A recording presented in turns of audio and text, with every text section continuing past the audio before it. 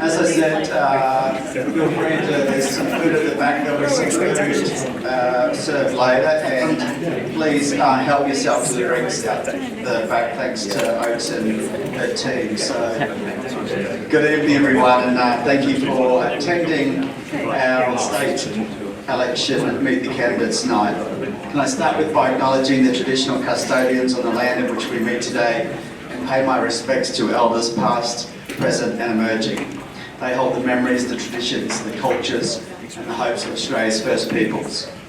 Can I acknowledge Chamber board members here with us tonight, President Mick Rigby and board members Wilson, Greg and Burchett.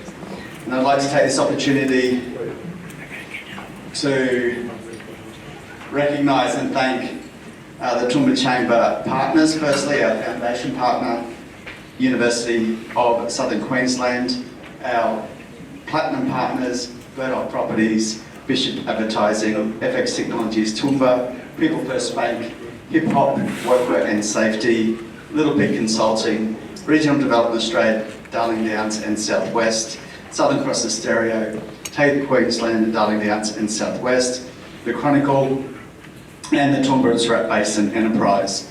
Our gold corporate partners, Classic Recruitment and Human Resources, Grand Central, NBN Local, RSN Australia, and Wearing Memories Wine Merchant, and our silver corporate partners, Blooming Gorgeous, Clean Away, Hey Media, JMK Studio, JM Creative Studio, JMK Retail, OMG Donuts, Darling Downs, The Oaks, Power Time and Tilly's Crawler Parts. And finally, can I like to acknowledge the presence of some elected officials in attendance tonight. Firstly, obviously the current state government candidates, welcome, who are here with us tonight. Can I acknowledge Keely Bertha representing Garth Hamilton, and Councillor Kerry Shine and Councillor Tim McMahon. So thank you for coming tonight. Can I also, we have the candidates who are joining us tonight. So can I just say from Toowoomba South, we invited all the candidates. Alexander Todd from Family First, Ren Veith from the Greens, Ingrid Weber from Legalised Cannabis Queensland Party, Susan Krause from the Australian Labor Party, Ethan Haynes from One Nation, and David Janetsky from the Liberal National Party. So thank you, David, for coming tonight. And from Toowoomba North, yes, thank you, David, for coming tonight. And for Toowoomba North, we have Trevor Watts, the Liberal National Party, Sebastian Lund at One Nation, we invited James Green, the Australian Labor Party, we invited, but James did decline. Kerry Hislop from Family First, and Tom Rocket, who's there on the right. Thanks for coming tonight, Tom. So how this is going to happen is we want to spend most of our time getting you asking questions of the candidates so you can know more about them and what they stand for. So first, what we're going to do is just give them 3 minutes to do a short pitch. At 2:30, they will get a ding from Lucas down the back, and there'll be a hard shut off at 3 minutes. So we'll continue to focus on policy, not people tonight. Last night, if I find someone I think has been disrespectful, even if you don't think you are being disrespectful, I will cut you off. So that's how it's going to run tonight. So if we can just get cracking, and we'll just go left to right. It was a trick question. So we'll start with Toowoomba North, and we'll start with Trevor. You ready, Lucas? Yeah, there should have been a mic there. I've got it. That one's on. Just stay with this one. You ready?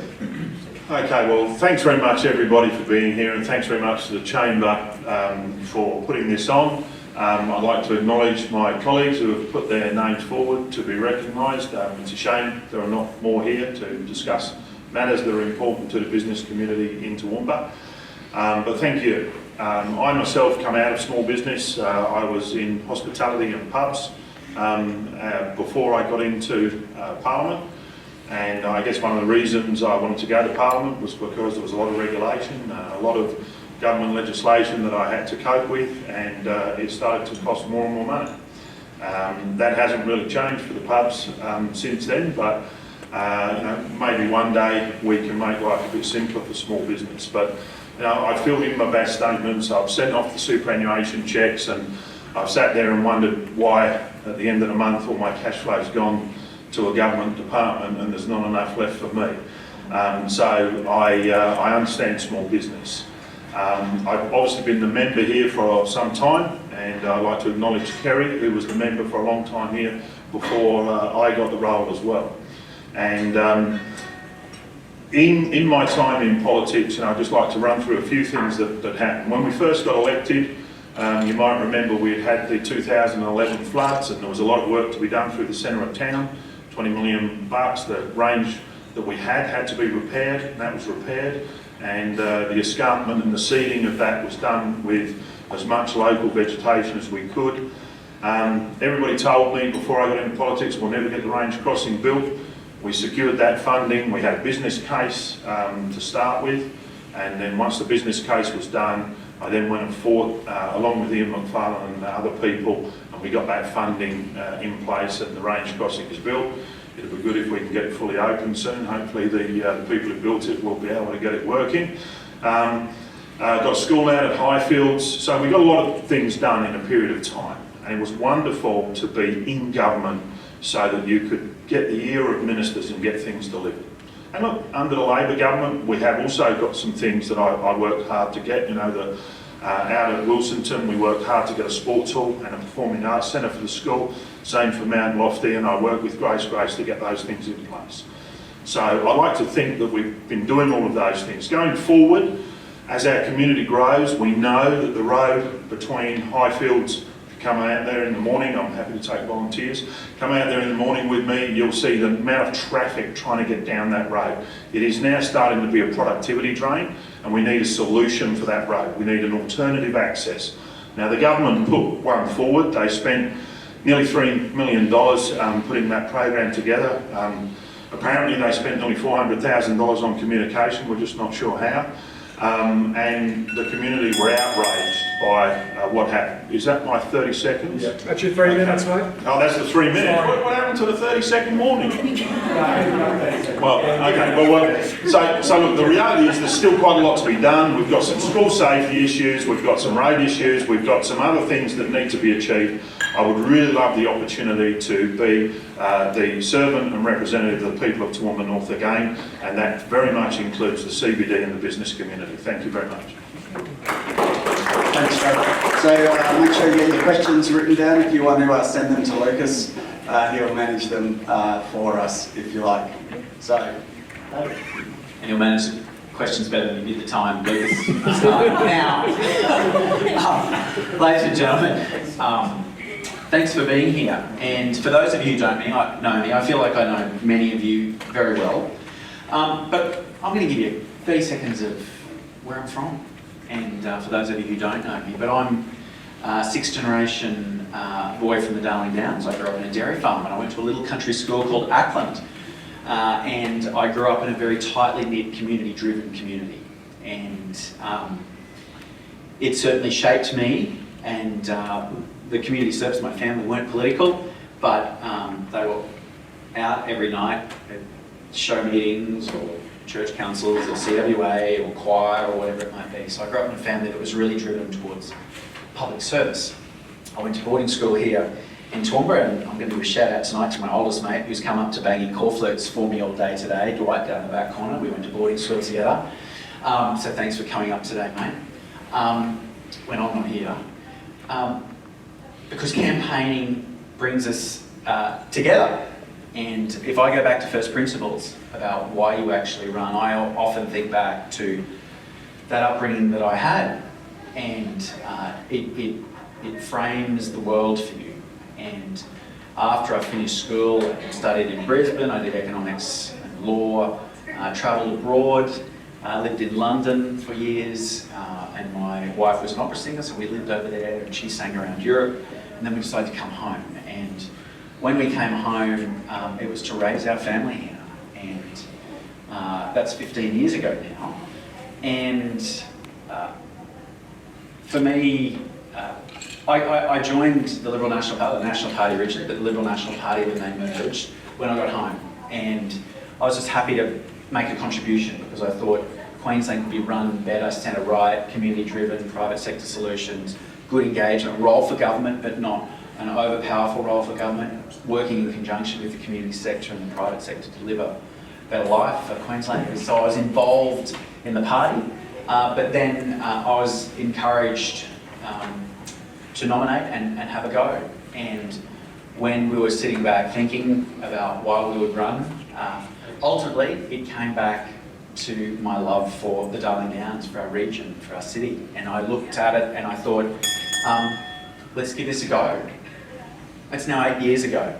And I look at what I've fought for, and I often say it's the 1%ers, it's the school upgrades, it's the safety upgrades, it's fighting for people to feel safe in their home, for young people to actually have a home, for community services to step in and do the work that we need to build a better community.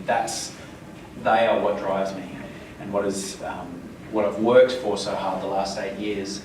And like I said, if it comes back to first principles, it's about loving where I live and wanting to make it a better place. Thanks, David. And Tom? Thank you very much.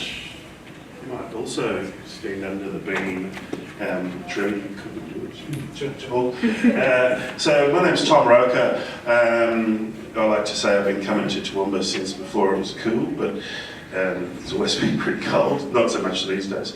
My father moved here when I was 5 years of age, so my parents in their infinite wisdom used to send me from the Gold Coast to Toowoomba once a fortnight on the old McCafferty's, and I played my first game of rugby league for Newtown. So I feel like I've always been a Toowoomba person, but I've lived in various places around Queensland and Victoria. I could probably say I became politically active when I was still a teenager. At the time, in 1989, the government had changed, I think, 32 years from the National Party, small Liberal Party coalition, to a Labor government. And the Labor government, in their wisdom, decided that they were going to upgrade the sewerage outfall in the Broadwater, which was just secondary treated sewerage going straight into the ocean, which I would swim in every day. And the Labor Party came along and said, we're going to build a tertiary sewage plant, but the water's still going to go in. So anyway, this environmentalist, by the name of Pat Comben, who's a bit disgraced these days, he says, you could drink this water. It's so refined you could drink it. And so the first protest ever on the Gold Coast, because it was illegal in those days, everyone was like, scull it, scull it, scull it, and he wouldn't. All he had to do was take one sip, and he would have had my vote. Not that I could vote back then. So over the years, I sort of thought, well, what's really motivating me? Things along the way that motivated me to become a Greens member were nuclear. In the 90s, the Greens, who at that stage were 2 senators, they made amendments with the coalition government at the time to make nuclear power illegal in Australia. And it's still, to this day, the legislation really drills down through a lot of law in this country. We simply can't have that as an energy alternative. So I've done quite a lot of my own research, and certainly belonging in a party that's grassroots, I get a lot of access to research from environmental scientists, environmental lawyers, and people who really know quite a lot about the issue. And so all of our policies are really rooted in, it's not just wishy-washy tree hugger stuff, it's actually really practical solutions for the future. And we're the party of change. We want to work with whatever party becomes the party of government, because that's the only way to really have true democracy, is to have everyone from the left to the right working towards the same sort of goals. Thanks, Tom. So let's talk policy. Who wants to ask the first question? Well, I will. I've got plenty here. So you should have this on your chair. It's a document prepared by the Toowoomba Chamber, thanks to the support of our members. And it covers a whole range of issues, or core issues, 8 in fact, from tax reform to regulatory redesign, to regional infrastructure, to housing reform, to better investment in training pathways, an enhanced focus on our rural areas, infrastructure services, food security and climate variation initiatives. So let's just start with the first one. First question for, you get a minute to answer, so go your hardest. And let's talk about productivity gains through regulatory redesign. So we all know that 82% of businesses say that red tape costs have increased since 2021, and the financial administration compliance burden has increased 100% from 25,000 to 50,000 in the same period. 43% of businesses across Queensland have confirmed that they spend 6 or more hours a week on regulatory compliance. What will you do if you are elected to address what we call the cost of doing business crisis facing small business? Can I get an extension of time? Can I do 2 minutes on this one? Okay, so for those of you who don't know, I'm Shadow Treasurer as well. So also Shadow Minister for Investment and Trade and Shadow Home Ownership Minister. So this is something very dear to my heart. In 2013, there was an audit of every regulatory obligation in the Statute Book of Queensland. At the time in 2013, there were 265,000 individual obligations on business in Queensland. 265,000. And I was in banking for 10 years. I was general counsel at Heritage Bank, and I remember how painful it was doing an audit of our regulatory risks and obtaining every single obligation. So the last Productivity Commission report that was introduced before the Productivity Commission was abolished in 2021 related to regulatory reform. That's that number where that comes from. It takes up roughly 1 to 2% of every business day. 1 to 2% of complying with regulatory obligations. One of the things that I've committed to, if we are fortunate to be elected in this month, in 17 days' time, is the reintroduction of the Productivity Commission here in Queensland. And that will be, I've got a number of early referrals to the Productivity Commission, which was abolished in 2021, but an early thing that we must be considering in the Productivity Commission is the regulatory obligation on businesses and beyond. So what I always say to people, and Todd, and I have to give the Toowoomba Chamber a shout out because... It's 30 seconds. We're lucky here in Toowoomba. So I've particularly when the budget gets handed down, I do a lot of travel around Queensland, and there's a number of chambers that are fully engaged. We are lucky here. Todd never leaves me in any doubt where he stands, even though I may disappoint him. He never leaves us in any doubt what he wants. My hope is that a Productivity Commission can do exactly what it says for business and the greater, broader Queensland economy, and that is to deliver regulatory reform and an easier way in which we can all do business together. Sorry. Yeah, sure. Thank you, and well said. I think no matter where you sit in the political spectrum, you can sort of see that the current government, even though they've sort of rebranded under a new premier, it's a bit tired and it probably needs a bit of new direction anyway. The Greens currently have 2 MPs out of 93, and those 2 MPs with their small staff and with support from the staffers from the federal MPs and senators, they obviously produce policies on this kind of thing. But mainly as a candidate, my answer to this kind of question is simply, we do have policies, they're all sitting there on our website that you can have a look at. But essentially, as I said, we're not the party that's going for government. We're not going to win 47 seats, we don't need to do it ourselves. If we can get a 2% jump, that'd be fantastic. But what we are is, we're hoping to get enough MPs, possibly 5, 6 MPs into Parliament, and really have a look at changing the way that particularly small business is run. One of our big policies is to really have a look at big business, and these are the businesses that are giving very large donations to the major parties. We don't take donations from corporates. They're not paying enough tax, and that buying policy we want to end that kind of thing. It's certainly a goal of mine to, because I am a small business, I'm self-employed essentially, have been for the last 15 years. And I really don't think that certain things that the federal Labor government or the state Labor government have been doing have really been good for equalising. You've got these big monopolies and duopolies, Coles and Woolies. Small business can't compete with that. So I'm certainly very supportive of any ideas of change, no matter which side of the political divide they come from. Thanks, Tom. Do you want me to- Yeah, you want to? Yeah, I'm happy to. Can you get the membership prospectus out for Tom too, please, Lucas? Well, regulatory reform is dear to my heart because as someone who's operated a small business, I used to spend a lot of time and a lot of money on complying with regulation. And in itself, each individual piece of regulation, there was an initial reason why that regulation was put in place.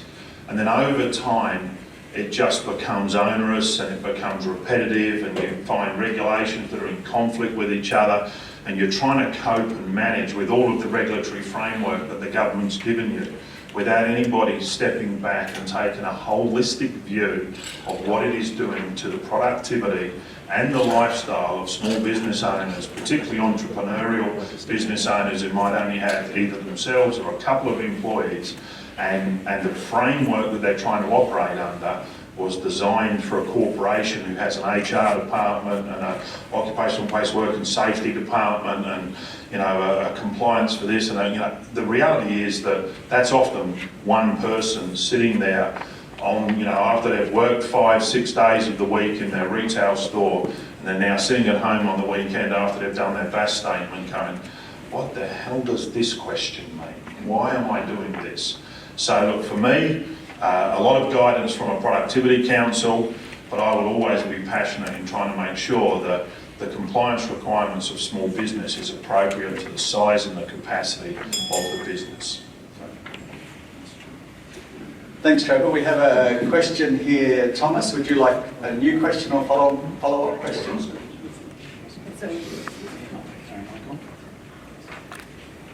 Hi there, thank you very much for your time.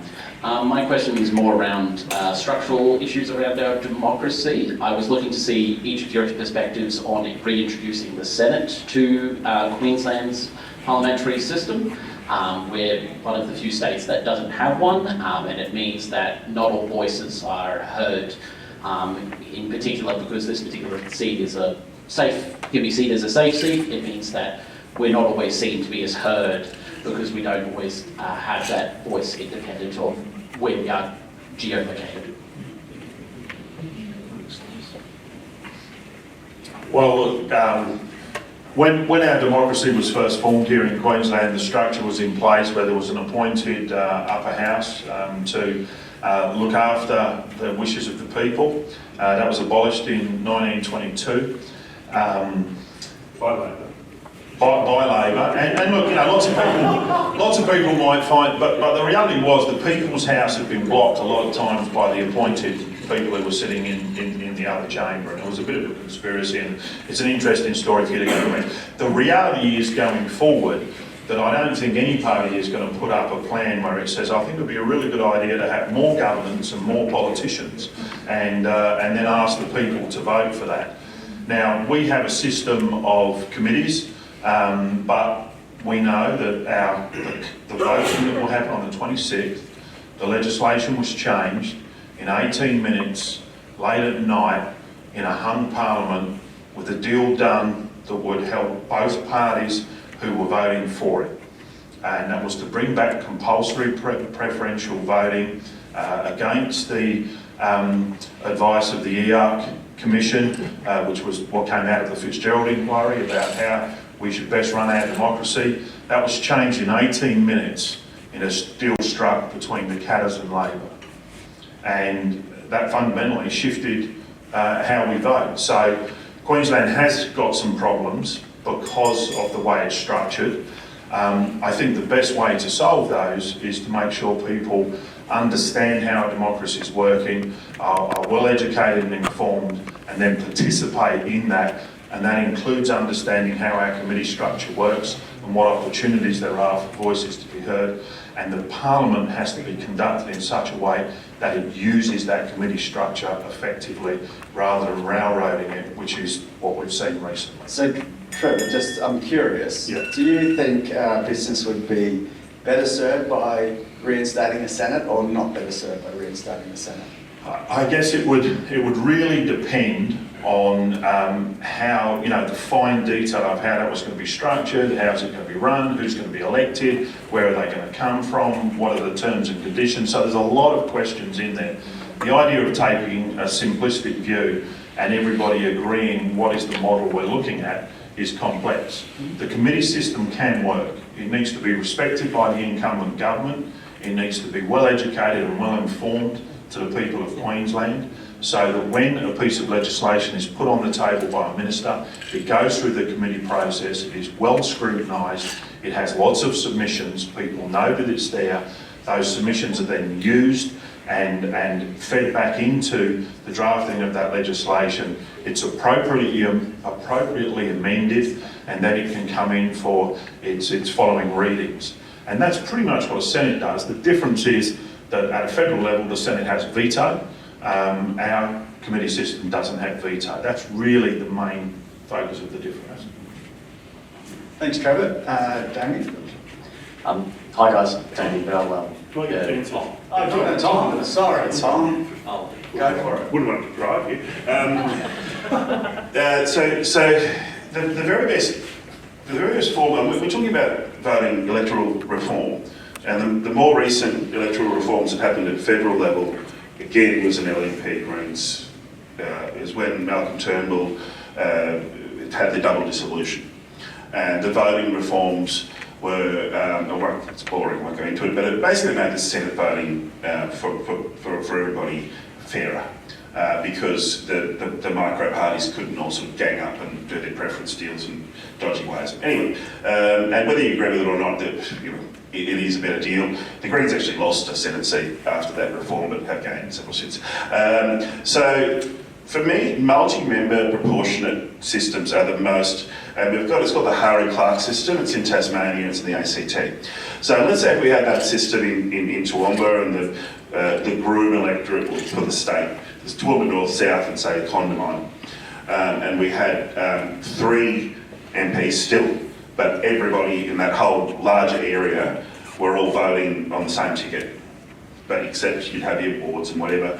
There's a fair chance that these 2 blokes would keep their job.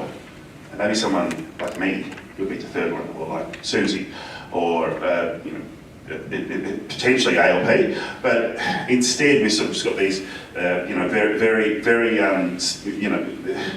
predictable kind of election where LNP get a certain proportion of the vote, that's somewhere between 35 and 45.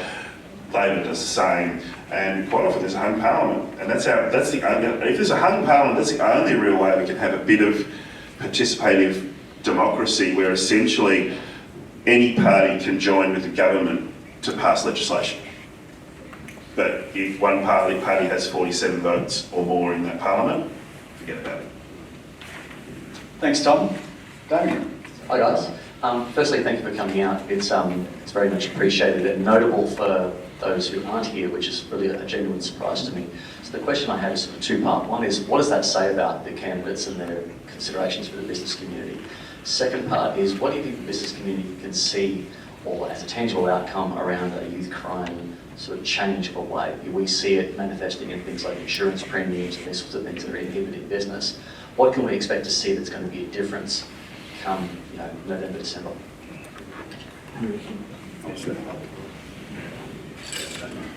Well, look, youth crime has a serious impact on everybody. There are several impacts. So, first of all, your customer base is being impacted. So, unless you're selling windows and security screens, business is probably not as good as it would otherwise be. So that's the first impact. The second impact is then on your actual operation of your business, how safe are your staff, what kind of insurance and workers' compensation might you face if you have an armed robbery or something like that. What does that do to your insurance premiums in terms of damage and theft and these kind of things. So we have some very serious policies around early intervention and diversion. holding people accountable for their actions, and then supporting them post-sentencing to make sure that they can get their lives on track, and not just, at the moment we've got a system where 91% of the youth criminals who come out of a custodial sentence are repeating the same offence or similar within 12 months. That's completely unacceptable. And at the moment they get 72 hours of some kind of support. Now, if we want to drive down victim numbers, we need to make sure they don't keep committing crimes. That's, the first, dealing with that cohort. We need to make sure that people are not going into that cohort by having early intervention and support programs when people might either be vulnerable to committing an offence or have committed a minor offence. That's when we can try and redirect that energy through support programs. And community place-based support programs is where we're looking at putting $100 million to divert some of that at-risk youth, as well as making sure we have this full 12-month program to try and keep people on the right track when they come out, to drive down that recidivism. And of course, we will be holding people accountable for their actions, all of which should drive down insurance. Thanks, Damien, for the question. I'll add just to what Trevor said. So, cost of living across the board is a significant challenge, right? So, power up 19.9% last year, health costs up 6.7% last year, transport costs up 4.2%, largest in the nation. Insurance 18.5%. So, insurance is 18.5%, and much of that is to do with the crime crisis we've seen across Queensland, but here in town, we've had 10,000 offences in the last 5 years between 10 and 17-year-olds alone, right? So that's just reported offences. So we know that there's a significant problem. We actually stood with UB and his team up at Aroma's coffee shop up here, which is in the heart of my electorate. We were announcing we know the struggles that small business and family business have recovering from crime in their businesses, and Aroma sadly has been targeted a couple of times unnecessarily, mindlessly. And we're offering a couple of programs for businesses to apply for. It'll be run through local chambers, run through local councils to look for grants for CCTV or repairs or maintenance, things to improve their security and hopefully ward off the next offender. So that's some of the things where my head's at when it comes to supporting small and family business around the crime question. Your first part of the question,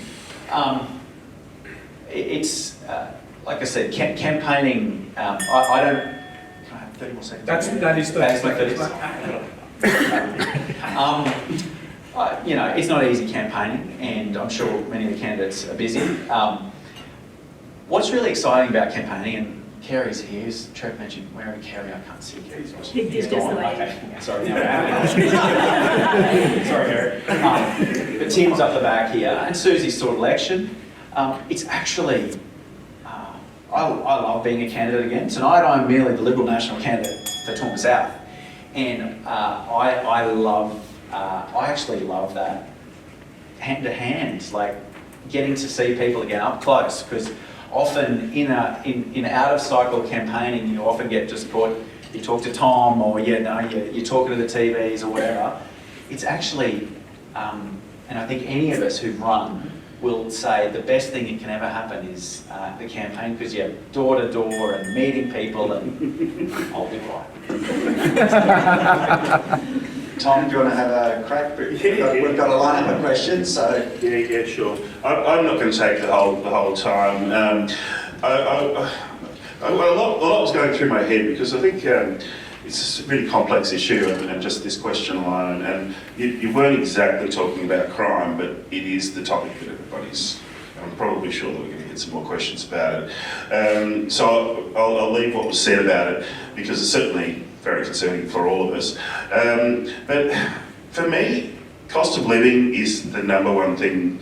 And Mr. Gillespie over here interviewed me a couple of years ago when we thought that the height of the crisis, when inflation was through the roof and things were really looking bad. And those were the good days.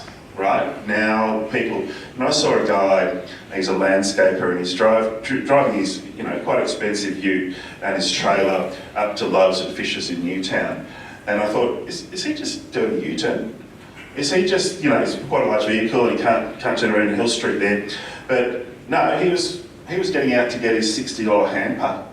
Now, I don't know about you, but last time I got a quote for mowing my lawn, it was quite a lot. And I live in a street with 2 landscapers. There used to be 1, but the last few years business has gone through the roof for landscaping.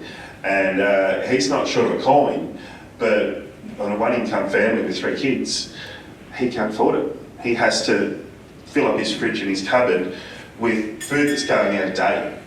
So cost of living is huge. 30 more seconds. Part of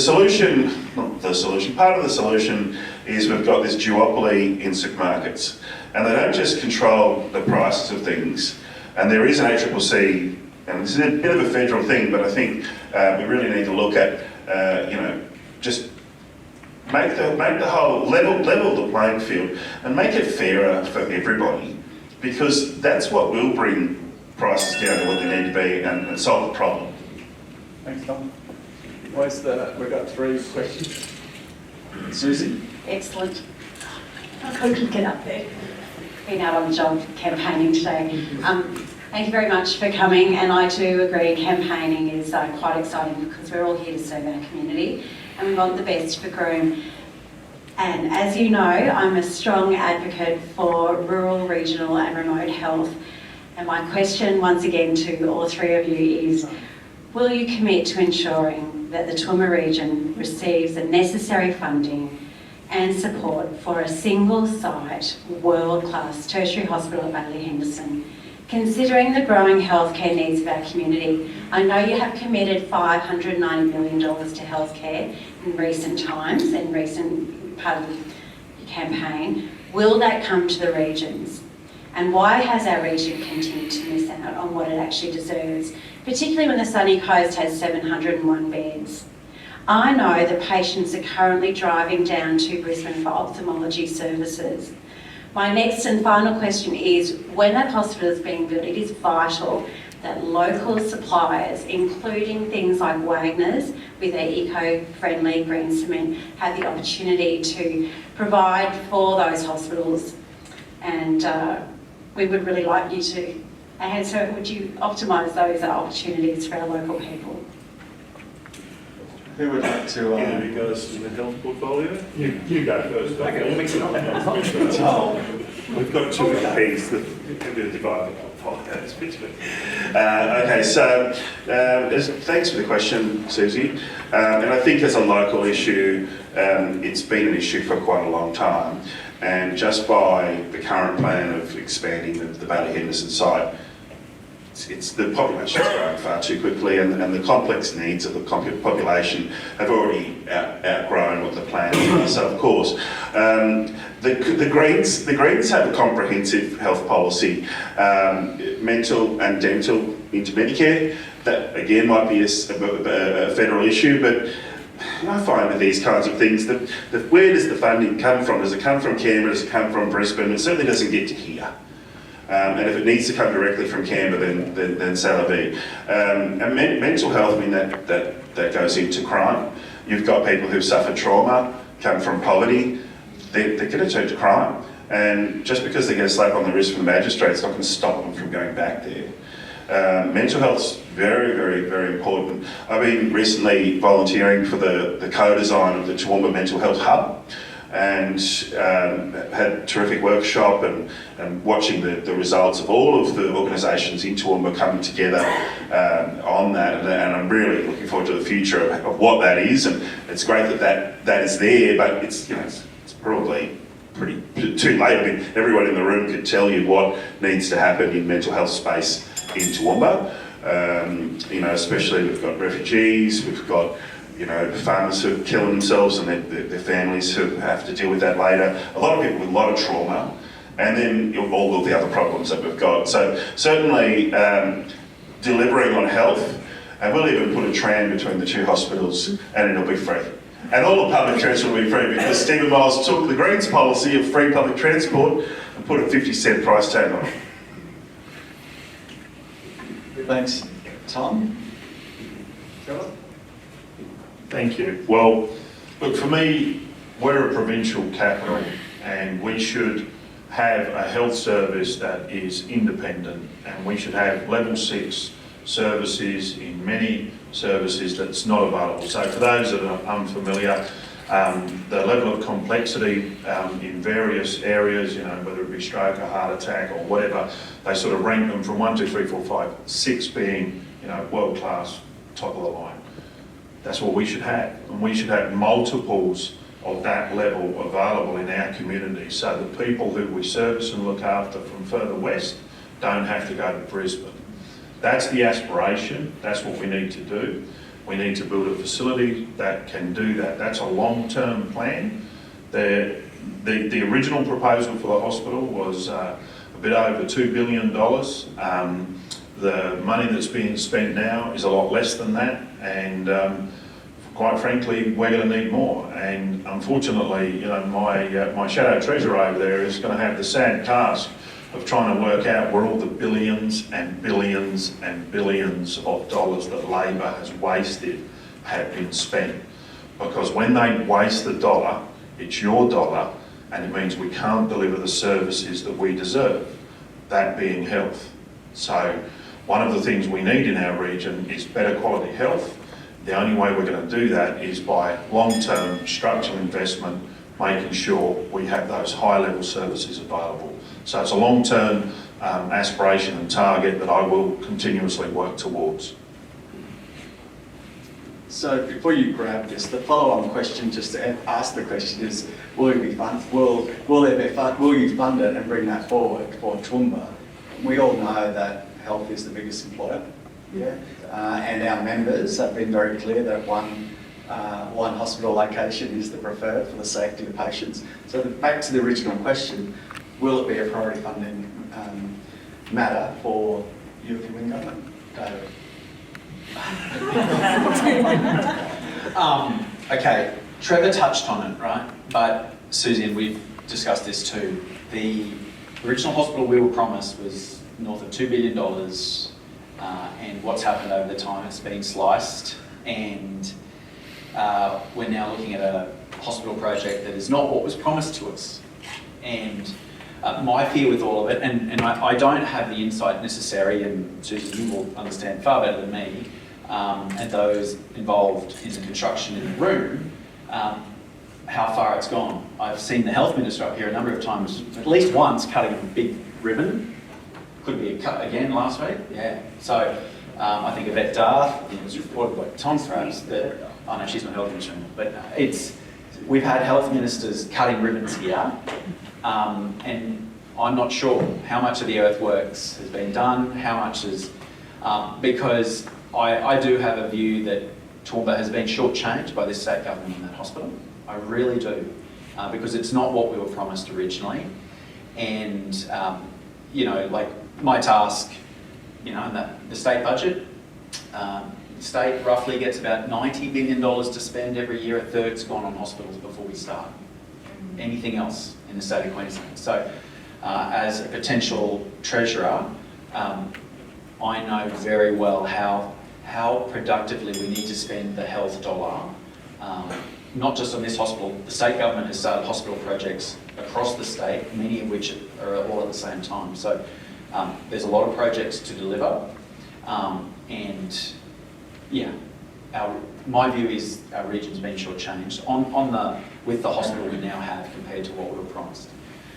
In terms of the broader question, and Trevor again sort of touched on, I'm going to run out of time here, I can feel it, but I might get a chance a bit later to explore the challenge we face as a region, and it puts me in conflict with our council, but I strongly believe we must position ourselves as a capital of southern Western Queensland.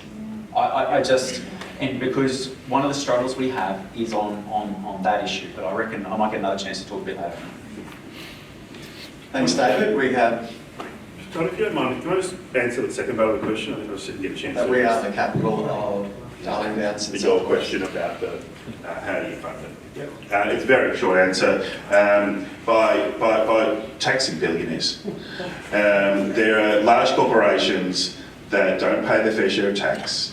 The Greens' policies are to have publicly owned mining, not coal mining or coal seam gas mining, but mining the types of resources that we're going to need to really drive the renewables. Last night at our Economic Council forum, my friend Trevor and also Pat Weir from Condamine agreed that all the parties agree that we're going to a renewable future. It's just about the mix. And that's having publicly owned energy production with renewables, having a publicly owned bank to help businesses and help people to buy affordable housing. This is all how we're going to fund the health revolution that we really need, and fund all of it. No gaps, no out of pockets. Probably don't even need health insurance if we can fund it properly. Thanks, Tom. I have a question which is a much larger picture than health and everything else. I feel the region is being totally disadvantaged by the state of the Bremer Bridge, and what are your plans on improving that and building a new one? Because the current repairs are only for 84 million or something, only bring it up to 2014 standard, which is utterly ridiculous. And what are your plans to work with the federal government to bring inland rail over the border into Queensland? Good questions. Very good questions. Trevor? Yeah, look, they're great questions, and we saw in 2011 what happens in a disaster, because Western Queensland was very nearly cut completely off, and that meant the whole inland track south was gone. The Bremer Bridge is a disgrace, absolute disgrace. It should have never been allowed to get to where it is, and in my opinion, you know, we should be building a new bridge right next to it, as well as repairing what we've got, so that instead of it being a productivity loss for every single piece of freight in and out of the state via the Western Corridor, every single thing that moves costs more because of the delays on that bridge. And that's a disgrace that the government could let that happen. We also have, you know, the other crossing down in the Lockyer there that floods out every once in a while. We should be addressing that. As far as inland rail goes, you know, what a debacle that you know, this tunnel's not been built and gone through, that we haven't got the job done to Toowoomba.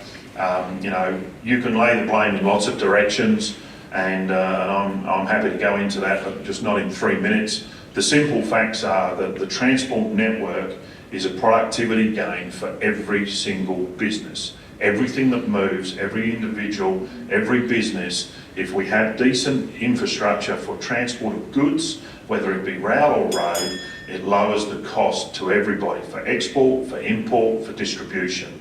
And for a government that's been in office for 30 out of 35 years to have allowed our infrastructure to dilapidate into the state it is a disgrace, and we all get to pay for it every time we buy something. So I would work hard to make sure we have a program of works that brings them up to a standard that is deserving of our region and the important role that we play in transport infrastructure.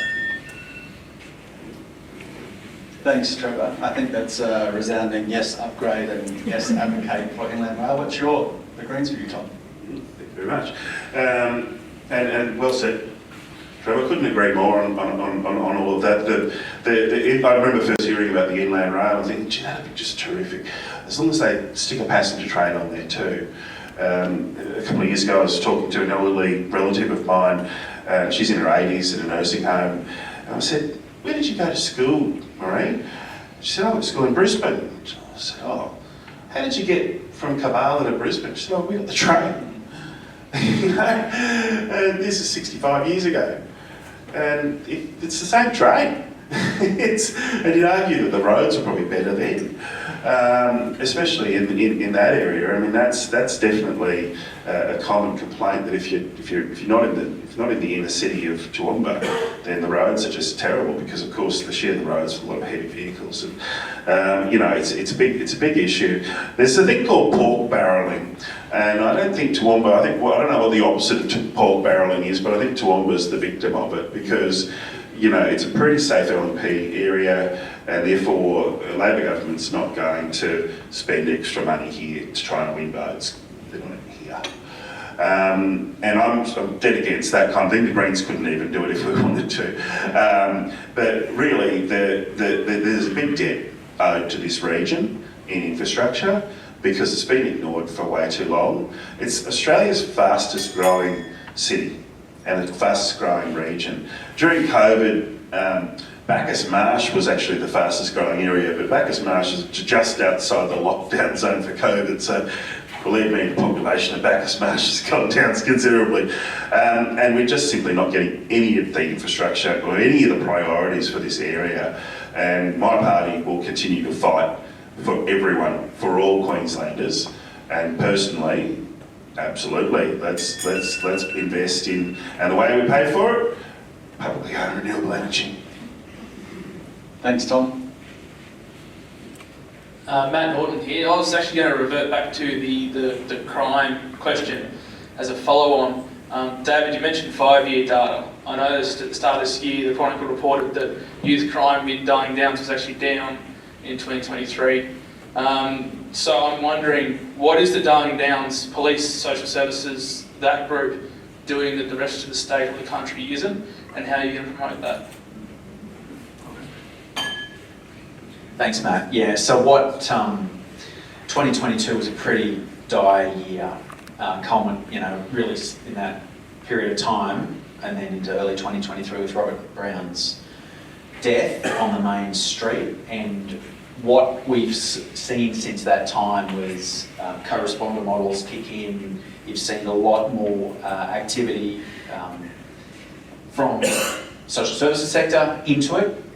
And it's a reminder about what can be achieved with the right resources targeted in the right places. And one of the things I'm most critical of this government over the last, like Trevor said, it's 30, 35 years. We've only won one election of the last 12. So what I'm most pleased about what we're proposing this time around is, we're going to strengthen the laws, we're going to properly resource the police, before the last election, the government promised 1,450 new additional police.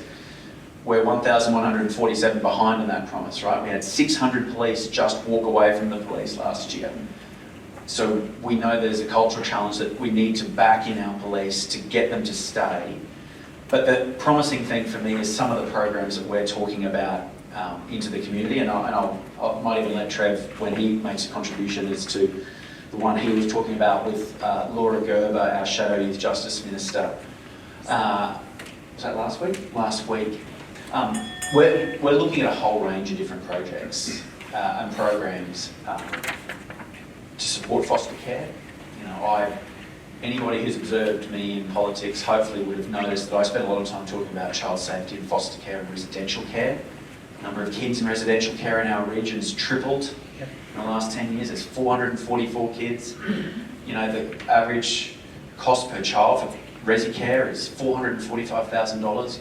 We know that kids in child safety that have come to the foster care system are far more likely to enter into the criminal justice system. So what I'm really pleased about what we're offering this time is that reform of the child safety, support of the foster care and residential care system, which will continue to flow through into youth justice.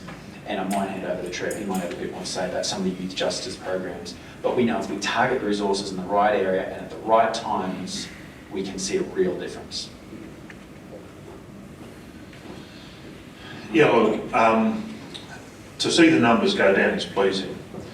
The problem is that's from a really high mark that was achieved because of the government's policies that drove up criminality in our community.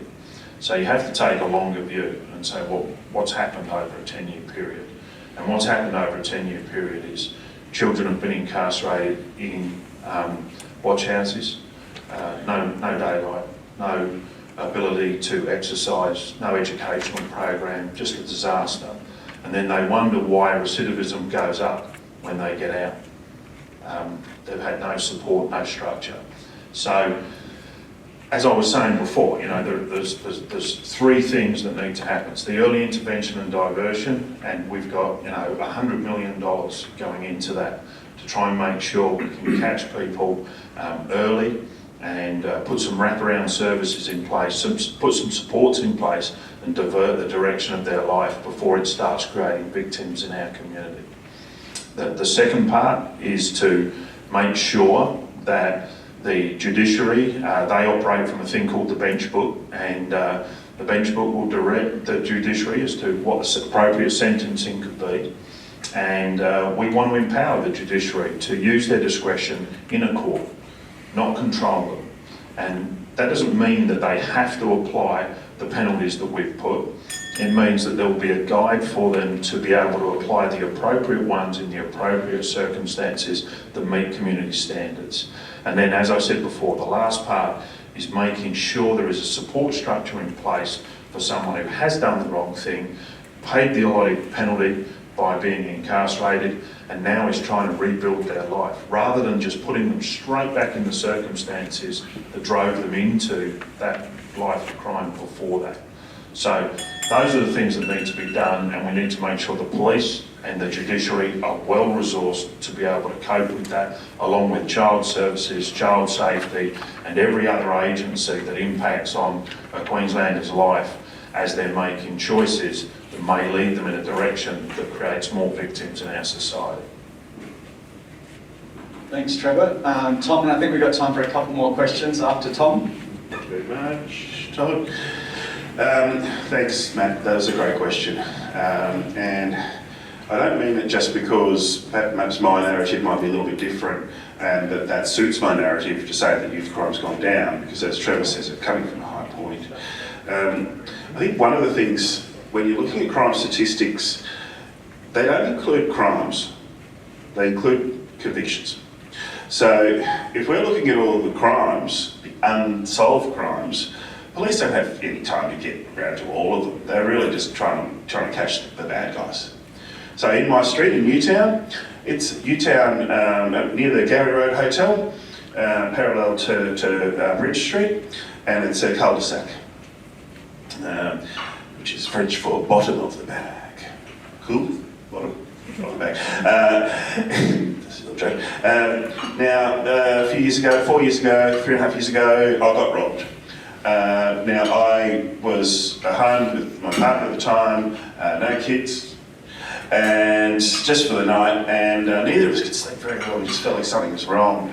And so I got up very early in the morning, which is unaccustomed for me on a Sunday, and I go out to the kitchen and I look out, and the double garage, which is right at the back of our yard, is open, and my wallet is on the grass, open, all the cards everywhere. Car's still there, so that's good. What they'd done is they'd come in and they had tried to open the car, but they actually opened the garage. It's the wrong thing. Then they went 2 doors up and stole my neighbour's car. I've got a big black dog. My neighbour had his second car stolen 2 weeks later by the same kids. Everyone in the street got CCTV. Everyone in the street reported all the crimes, which I probably wouldn't have reported if it was just me alone, but everybody just banded together. So we look out for each other now, we talk to each other. I think that might be part of it. The other thing is, there's probably only a relatively small group of kids who are doing dozens of crimes, so, yeah. Thanks, Tom. Question down the back. My question, what's a definition worth? $33 million in payroll tax. I know, it's deja vu. But Cairns is considered a rural, regional area.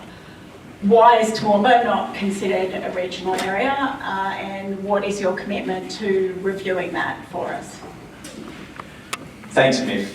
The most predictable question of the night, as it should be. So, look, obviously, Shadow Treasurer, I've spent a lot of time looking at various taxes, the state tax base, right? So, of the revenue base of Queensland, if I talk about roughly 90 billion, half of the revenue raised by the state of Queensland, expenditure for the state of Queensland, of the revenue, half of it comes from the feds with GST loans and grants.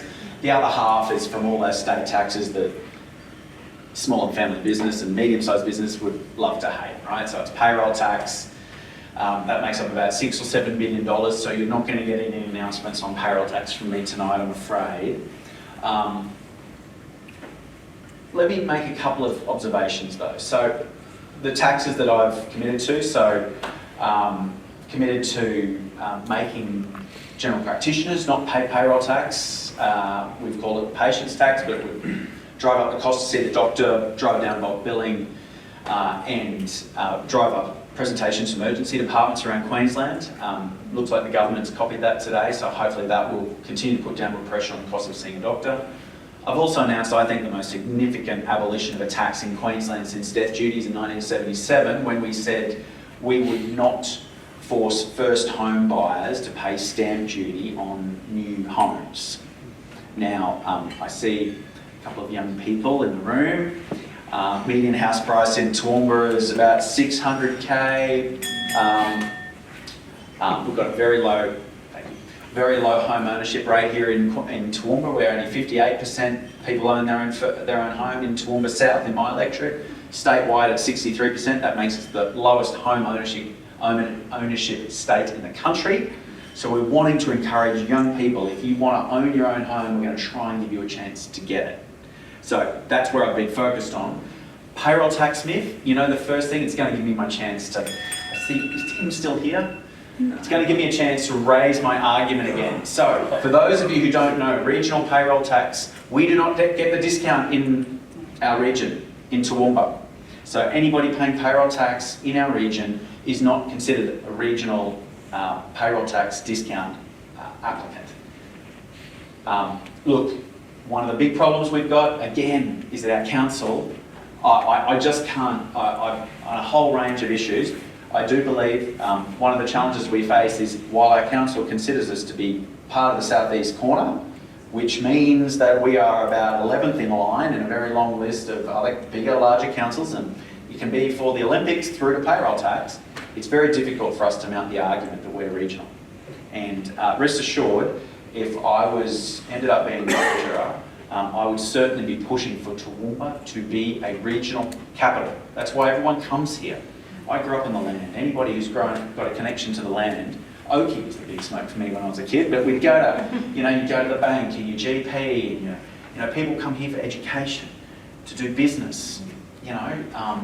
I strongly believe the best thing we can do is start to position ourselves as regional. That would make my argument easier when it comes to payroll tax. Sorry. But I'm curious, so if council is regional and Cairns is regional, why do we need the agreement if the business community, which is clear in its document, the feedback is that we are regional, we are a capital of the Darling Downs, we are not part of South East Queensland, is the view of all the evidence and research that we have taken in the last 12 months. Wouldn't it be the role of government to implement or execute a change in definition to ensure we get the $33 million to give back to our community? Because I don't think there's been many promises made for Toowoomba in the election process so far. Actually, none, I don't think. So, don't you think you can make that decision without the agreement of the local council? So stand by. We've got. There's a couple of announcements coming, so we're not completely. You're a dog with a bone. So look, no announcements tonight. My argument simply would be, let's build a consistent case across all aspects of our region to speak with one voice. Let's be a regional capital. And rest assured, I'm going to fight for it, right? But one of the challenges I've got is I've got to make it all add up across the state right now. Rest assured, I'm going to keep pushing hard. But I want us to speak with one voice across the region on this, and I'm hoping to convince council, which will make the job easier. But please don't give up. Keep fighting, Todd. Can I make a comment on this definition issue? You can, as long as you promise to say we're the capital of the Darling Downs region. One of the problems we have is you arrive down in Brisbane and there's people from all over the state in our party, everybody's got things they need and want and everything else. Toowoomba has to have a clear identity about where it fits in. It can't say we are part of the southeast corner and we want all of these things. I know we're regional and we would like these things. We have to make a decision. And in my opinion, I would go as a provincial and we service. So we have an independent health system. We provide the services, the educational needs, the facilities for everybody west of us. We are the capital of that western region, and that is Toowoomba's role. For us to be in the southeast corner, well, why don't we have a fast train? Why can't you get a 50-cent bus ride to Brisbane? Why don't we have, you know, all of the things that exist in the southeast corner? Clearly we are a provincial town. Now, maybe one day we might be fully connected. That was the big dream of the Olympics, was that we would end up with a 45-minute train. Federal government gave the state government $100 million, I think it was, to investigate that to Toowoomba. Maybe I've got that figure wrong. They haven't done anything. The Labor government didn't do anything. The money, I don't know what happened, but there's no report. So we have to make a decision, speak with one voice, whether it be payroll, tax, or anything else. Where do we belong? Who are we? What is it we're going to ask for?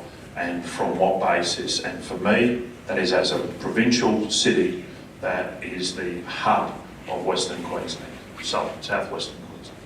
Thanks, Trevor. We'll have one last question. I got one. Good. There was a question that was wanting to be asked, and I will bring it forward. It wasn't necessarily just mine, but I'm happy to share it. So there has been a sense within regional Queensland broadly that regions, they feel like they may be playing in the Hunger Games, that they are having to compete with each other for a piece of a pie that is largely focused on a southeast corner. And it comes to the conversation that you were just having before about, you know, where does Toowoomba fit in that, but it's actually much broader than that. Regional Queensland has a fragmented approach in the way that governing happens in the regions, and they are often feeling like they're in competition with each other, but also in competition with southeast Queensland for a piece of the pie, when a large proportion of Queensland's wealth is actually derived from the regions itself. And so there is a large question, a broad question about how is any government going to actually answer the question, what will you do to support regions moving forward if you're elected? Thank you. Sorry, I was ready to jump up and got it right for me. Sorry, I don't know your name down the corner. You guys seem to know these. What was your name? Me? Yeah. Me. Okay, Nif's question, and it runs into it, and so I'll leave the payroll thing. I think these guys actually, and I've already said, tax the billionaires, tax the big corporations, and then make things fairer for everybody. But as far as regions are concerned, it really beggars belief the way that different government departments apply that regional and rural kind of thing. So I was working at TAFE in 2001. And as everybody knows, if you ventured outside of Toowoomba and went down the hill, and then the dreaded lurgy kind of got flagged, you couldn't go to work for a week or two or whatever. So, especially being an education provider, we all had to work out, if you had visited Greater Brisbane area, where did you have to go? If you went to Withcott, was that Greater Brisbane area? Did you have to go to Ipswich? And it turns out that all of the different departments all have different ideas of what the region is and what. So, you know, Education Queensland says that this is not a regional area, and yet for federal education purposes, international students come here. Caboolture is a regional area, Ipswich is a regional area, Gold Coast is a regional area. Use my French, but it's bullshit. They really need to really clearly define that this is so obviously a regional area. So it's not. No, if somebody overseas, who I teach overseas students, if they ask a question about where I live, I say I live in a rural city. I live in the regions. I don't live in a big city. It's a no-brainer. It's absolutely no-brainer, and I could go on for half an hour. There's really a lot more that we need to do about it. Brisbane is that in the old days they used to call it a big country town. It still had gas lights and not the roads weren't sealed or whatever. That's all changed. Okay, and the population of South East Queensland has gone up, and they do need a lot of resources, but Queensland is a regional state, and as soon as you get out of the city limits, you're in the regions. Thanks, Tom. And a final quick response? Couple of aspects on the regional map that I reckon. One of the things we've talked a bit about, like our big investment into housing is to fill the infrastructure gap between property developers and councils. So we've seen it in our region, housing supply is not coming onto the market because we're not bridging that gap. So we've committed, that's going to be $2 billion in new money. It's probably the biggest promise we've made to try and fill that gap, and half of that's actually going to be dedicated to regional areas because everyone thinks the housing crisis is all in the big smoke, it's across the regions as well. Second thing I would say is Queensland is unique in that the majority of seats in the Queensland Parliament remain outside the southeast corner of Greater Brisbane, pretty much. So there's 40 seats in Brisbane out of a 93-seat Parliament in Queensland. That gives the regions significant power that I think regional communities can do better to harness and use. And then thirdly, we've been pretty, not playing the person tonight, but I love the idea that in 17 days' time we could end up with a Sicilian kid, cane grower's son from Ingham, being the Premier of Queensland. That's pretty regional for me. I'd love to see that. Thanks, mate. Can you thank Trevor, David and Tom for coming and answering the questions tonight?